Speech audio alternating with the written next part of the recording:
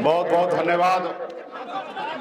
आज चुनावी कार्यक्रम में उपस्थित हमारे छोटे भाई, बिहार में लाखों युवा को रोजगार देने वाला, नौकरी देने वाला युवा नेता भाई तेजस्वी प्रसाद यादव जी, इस कार्यक्रम में उपस्थित हमारे लोकप्रिय प्रत्याशी कुमार सर्वजीत भाई, इस कार्यक्रम में उपस्थित बहन निर्मला ठाकुर जी एमएलसी, अजय पासवान जी पूर्व विधायक जी, डॉक्टर शीतल प्रसाद यादव जी, सरस्वती देवी जी, निहाल भाई, राजकिशोर सहनी जी वीआईपी पार्टी के नेता, राजकिशोर चौधरी जी वीआईपी पार्टी के प्रदेश अध्यक्ष, भाई बाल गोविंद बिन जी, संजय बिन जी, निखिल सहनी जी, रिशु सहनी जी, भट्टा भंसारी जी, पासवान जी, नेहा खान जी और तमाम हमारे इंडिया गठबंधन, महागठबंधन के सभी नेतागण, इस सभा में उपस्थित बड़े संख्या में उपस्थित हमारे युवा साथी,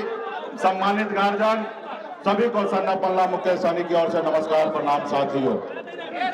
साथियों, ये चुनाव सिर्फ चुनाव नहीं है, ये चुनाव जो है ये आजादी दिलाने वाली चुनाव है। साथियों, जैसे कभी हमारे पूर्वज ने इस देश के लिए लड़ाई लड़ा, पहले ये देश गुलाम था, फिर हमारे पूर्वज ने अंग्रेज से लड़ाई लड़ा, तब जाके ये देश आजाद हुआ।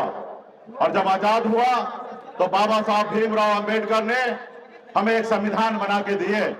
वो संविधान में एक लोकतंत्र दिया। जो लोकतंत्र हमें बताती है कि पहले राजा के घर में बच्चा जन्म लेता था तो राजा बनता था, लेकिन लोकतंत्र में बाबा साहब ने हमें एक संविधान दिया।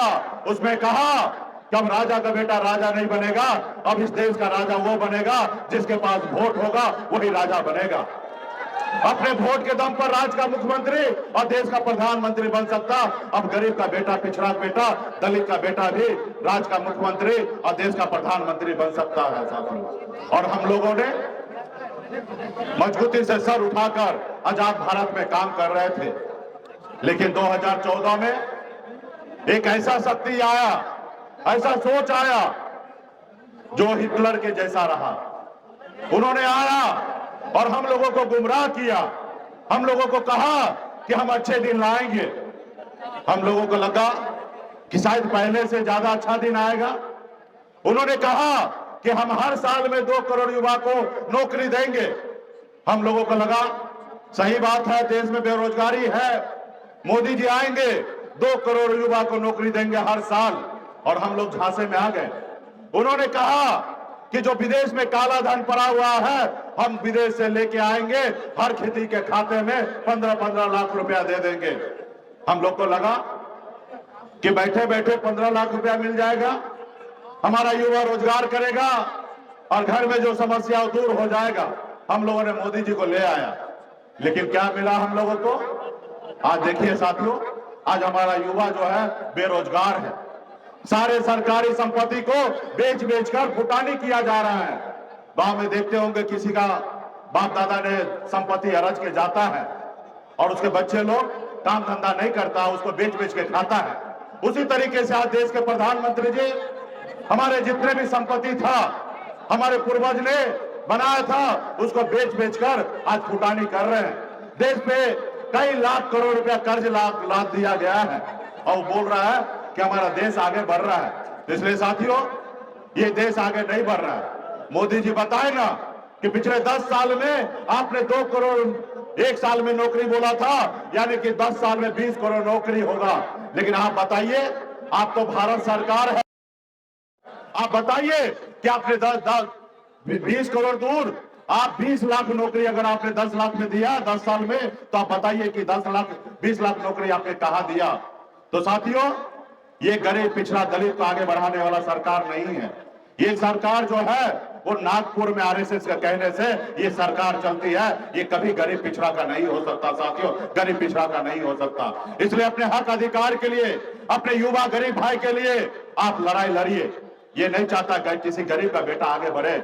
आप देखिए ना, मुझे ले लीजिए, मैं संघर्ष करते एक मछली मारने वाले का घर में जन्म लिया, गरीबी में जिंदगी जी रहा था। ऐसे घर में जन्म लिया जहां अगर 2 रोज मछली ना मारा जाए तो तीसरे रोज घर पे खाना नहीं बनेगा। ऐसे गरीब परिवार में जन्म लिया।